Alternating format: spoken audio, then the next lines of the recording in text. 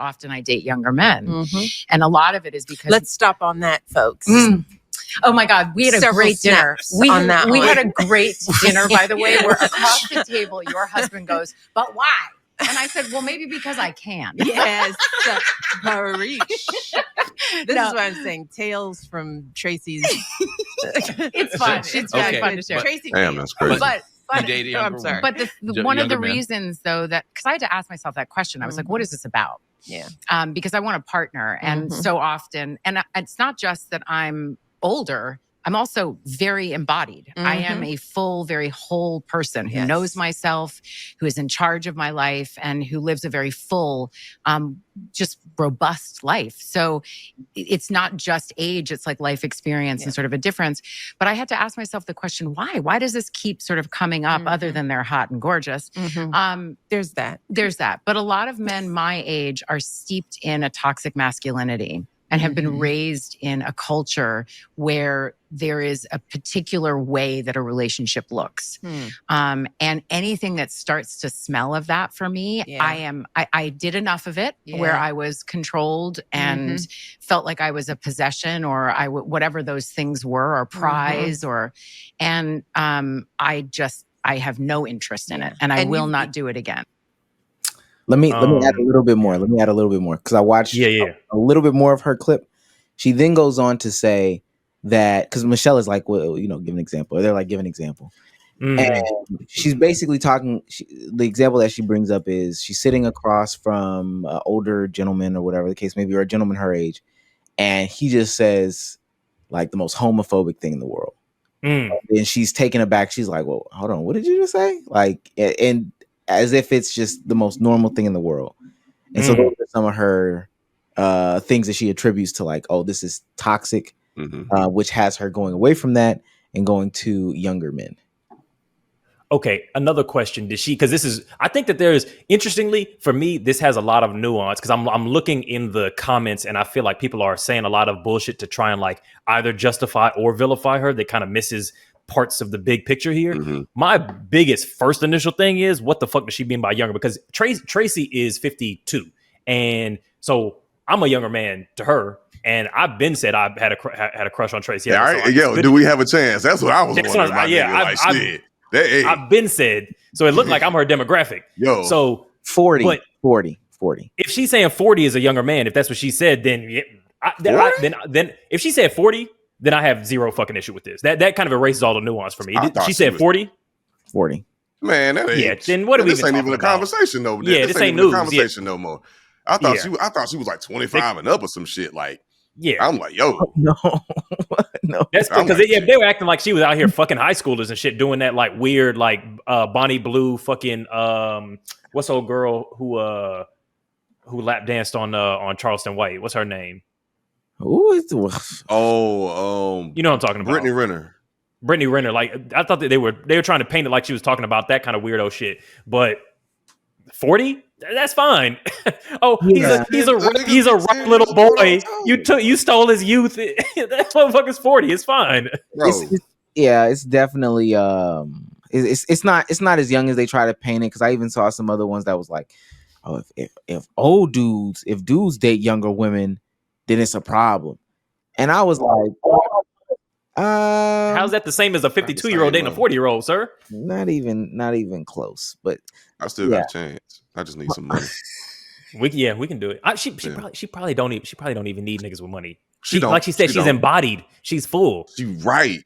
Okay, so she's lived a full, robust life. She gave you the recipe. Because I was zoned in when she was talking. I was like, oh, she's saying that the problem with dating these younger niggas is that they're kind of like boy toys.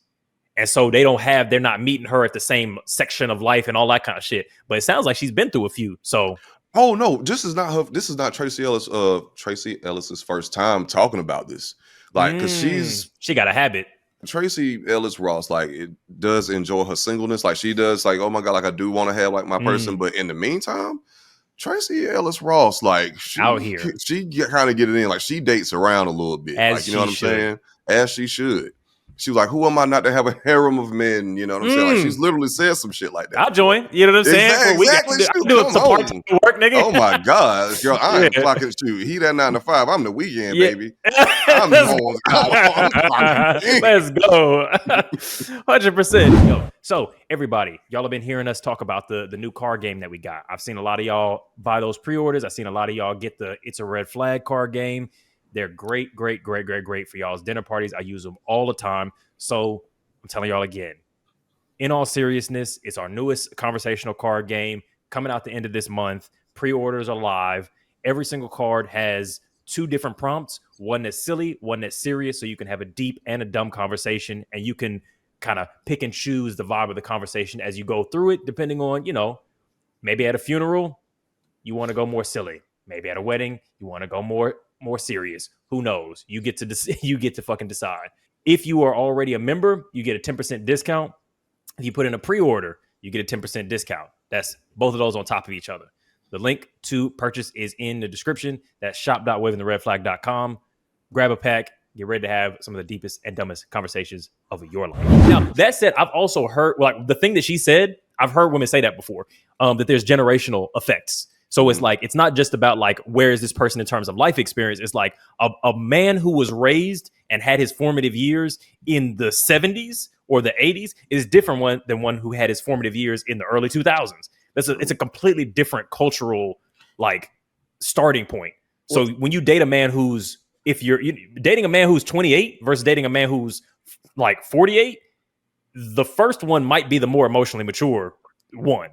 So I have heard that. I don't know if I agree, but I have heard that. I've been waiting. I'm getting this video off tomorrow too, and I'll say it all here too, so it doesn't matter. But we can double up. What I thought about as soon as I first heard it, because like you said, there's a lot of nuance. She also talked about using the words grieving, not having kids and not having a partner. She made decisions. She made decisions to be a career woman. She made decisions to be X, Y, and Z. And you can still grieve. Life doesn't give you a lot of space to have everything. But I thought about all the men in that bracket that she's talking about, that age range that she's talking about. I thought about how terrible they are. Yeah. Only because as a young man, Oh, you mean of men who are her age in their 50s? Is that what you mean? Or in their 60s, 50s, 40s. Yeah. Those types of men, just even the advice or some of the stuff that they said to me, and it's all just been off the wall, out of pocket. I mean, that's terrible shit. Like, what the fuck? and they're doing it as advice to me, as if I'm just supposed to relate. That's the generation with the mad high divorce rate, right? That generation, I think that's still older millennials. If I'm not mistaken, millennials aren't like crazy homeowners on a homeowner scale. Like it's specifically as far as relationships and women go, like I said, the divorce rate is through. Like I would never listen to them. I can remember I had to get my grass cut. I'm allergic to grass, so I don't cut my own grass. So I'm at my mom's house getting the grass cut or whatever the case may be, and the guy comes out, black man in his mid 40s, late 40s, or whatever the case may be, approaching 50. Oh man, yeah, I see what you're doing. You getting some money or whatever the case may be, man. You know what I would do? I'd go to the DR. You can get them as young as you want. Me, I don't even know what that means, brother. Do you know this man? That was the first thing he said to you. Relatively speaking, like this is a man who's come out and cut my grass before, but this is like our first time having just even a little bit more of a conversation than exchanging the money. He got slightly comfortable and was like, "Okay, by the way, I'm sir. Listen. I done been there, done that.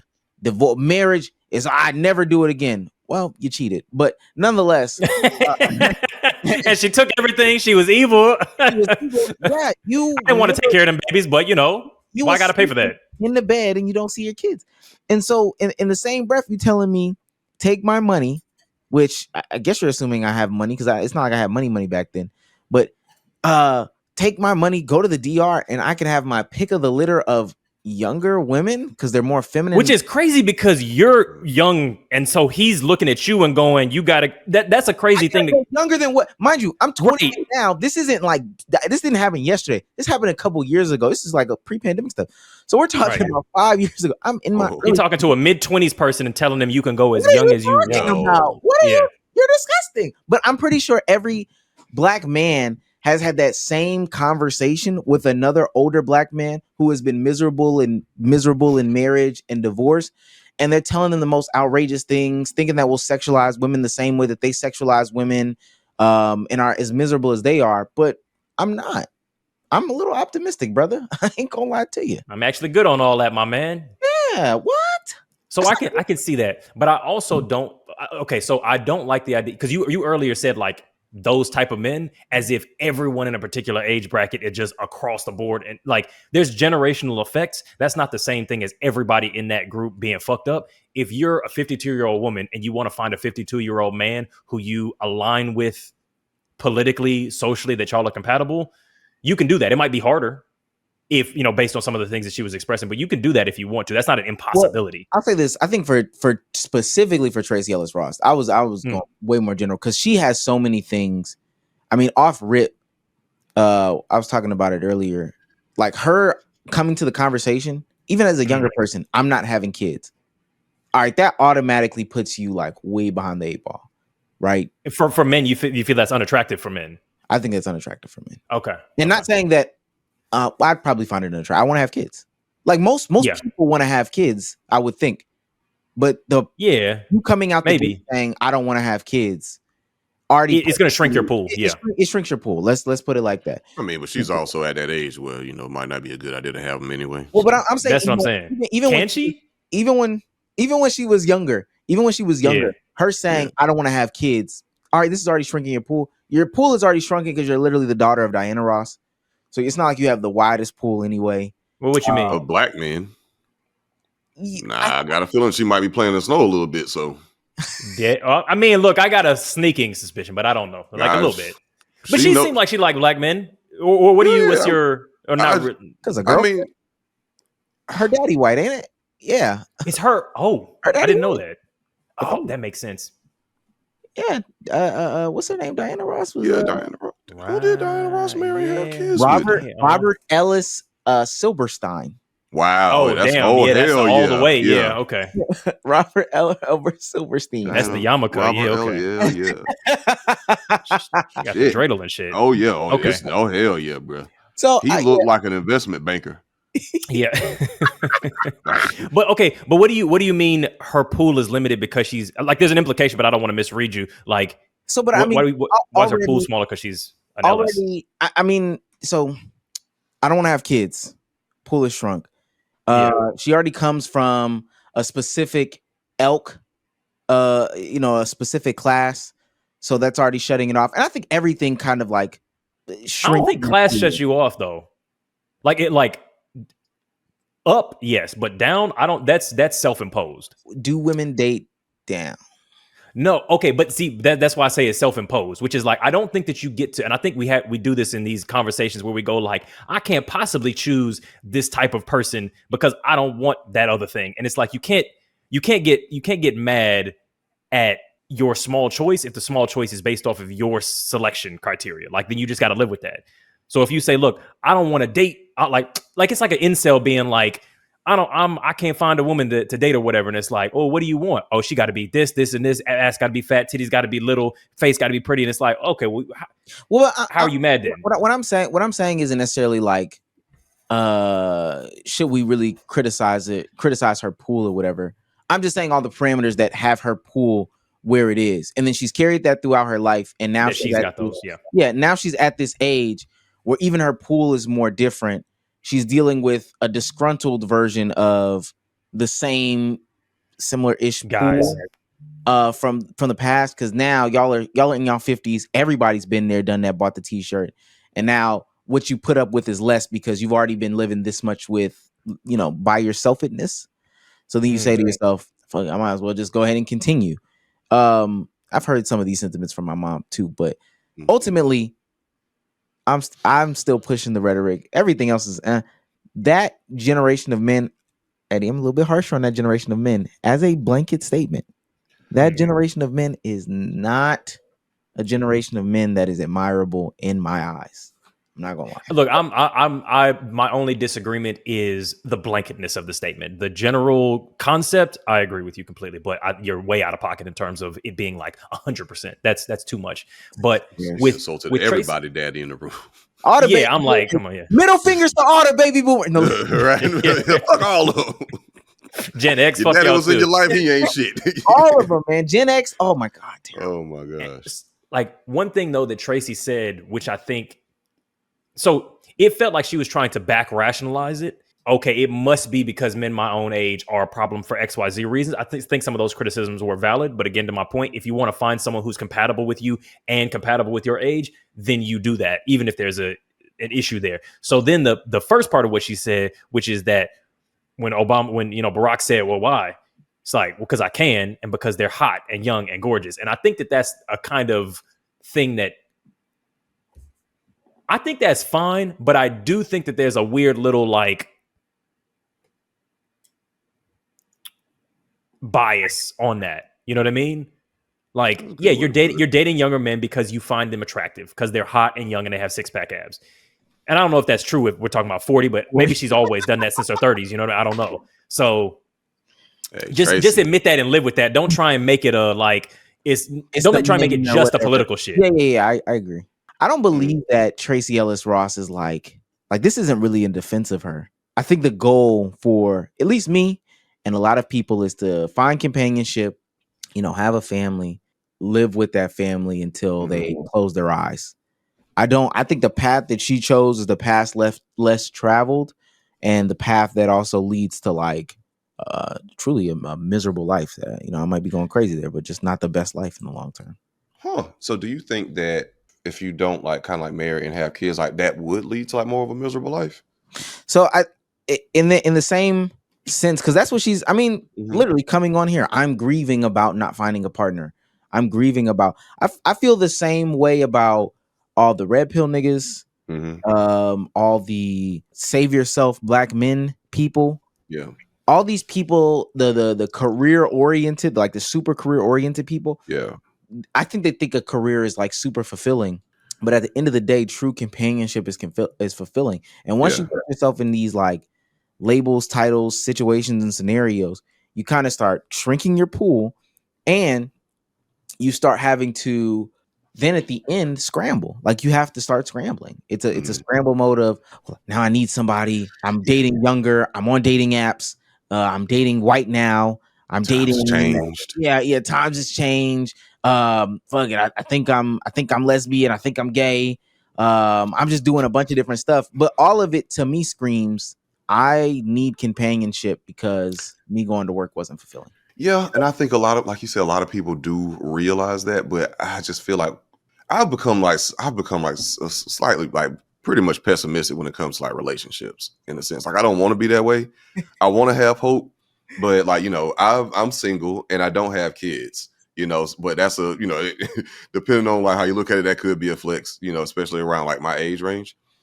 But it's also a thing of like when you kind of get to like my age now, it's like when you're trying to find somebody, first of all, like your compatibility, so you can have that companionship, but also just like circumstances. Like I would prefer to start afresh, like a family, just brand new woman with no kids. But around my age range, a lot of women, got children, multiple, plural, and shit, maybe more than one. I watched Pop the Balloon. I know. Yeah, right. we not going there with it. It's still a friendly, a male-centric friendly channel. But yeah, so I heavily agree with you on that because like I think 99% of people like want that person that they go home to at the end of the day that they are genuinely happy to see. And because that life is hella difficult, because like one thing that actually worries me is what happens when you get old. Like you don't have like no spouse, no kids to like look after you or like help you out with this crazy world that's changing so much. You can't think as straight as you used to. What happens then? Yeah. Everything hella confusing. You can't log into nothing. You can't get into any computer. Can't turn shit back on. I remember back in the day, I just had to use my thumbprint. Y'all ain't got that no more. And I think ultimately that's what she's doing. I think there's a little bit of cope, kind of like Eddie was saying, at least alluding to earlier, is like there's some cope in her situations. Do I personally, does Omar personally believe that like Gen X baby boomers, have mad flaws? Yes. Do I believe that she can't find a man who, because again, she blatantly said the homophobic stuff. Do I believe that you can't find a Gen X or a baby boomer man who isn't homophobic? No, I don't. I don't necessarily believe that. You can. Wow. I did not think that's how he was going to construct that sentence. It sounded so reasonable. Right. I thought you misspoke. Like, maybe I believe that you can find a man of her age that is not homophobic. Okay. Because you said because you did all that build up. You was like, look, do I think it's possible in that age bracket to find a reasonable man who's not toxic and homophobic? No, I absolutely do not. No. Terrible. No. I didn't mean that. Burn in hell. I believe she can find that man in that age group. She probably has other criteria, but all of this is just like at the end, not the end of her life, but on this other side of her life, this other chapter of her life, trying to like sift He's through. Trying to say not over the hill hard as fuck. I know, right? Just trying to sift through like, all right, this is an acceptable partner. This is not an acceptable partner. What am I really doing? I got to hurry up to try to find somebody to live with. It didn't matter so much when I was in my 20s and I was hot and I was going to the All-Star weekends and da-da-da-da. But now I'm not going to lie. I like to be in the house more. And I have to figure out a way to make this kind of, situation work. I think being rich and famous makes that a lot less difficult. Because if Tracee Ellis or Leonardo DiCaprio, which I'm not saying that's a clean comparison for all the reasons we mentioned before, but when they're old and they go like, yeah, I'd like somebody to marry me now, it's like there's going to be somebody to raise their hand. I mean, but the thing about that is like you still question like why they're there with you. Yeah, like no one wants to be used. Not if you. It's levels. Like if you are like a famous celebrity and you still got money, like it's different. Like you that's no comparison. Well, but they it's like every guy that she's dated that would be a concern, right? Unless they're like of similar status, and that's why they tend to date around similar status because like yo, you got your thing on, I got my thing on. Like you're not looking at me for as a quick come up and a lick. But what ultimately is going to happen, I believe, and this is just for like as a general statement for like older people that get into older relationships, or whatever the case may be, it becomes more of an understanding and an agreement that, hey, I'm here so that when you keel over, somebody can call, and when I keel over, somebody can call. Like basically, your life alert. I need to take 7 pills before 11 a.m. You're here to remind me of that. You have a doctor's appointment on Wednesday, Friday, and therapy on Saturday. I'm here to remind you for that. You can't drive at night.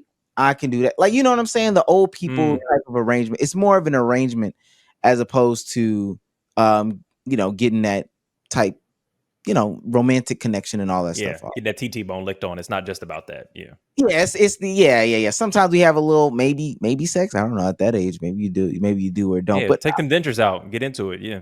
People know what it is. You coming around, old man has a young girl. Look, the arrangement is tell me I'm handsome and go to give these me my pills and give me these pills, dog. Everything else, at this point I don't even have to know. And I will be willing to sign up for that with Tracee Ellis Ross. I'll give her pills. Yeah. It's like, it's fine. Yeah. What you call it? What's not a throuple, but what's one more than that? A quadruple? Quadruple, yeah. A quadruple. You need oil today? Yeah. I think it's called a quartet, actually. I like that even better. Hell yeah, shit. We can play jazz separately.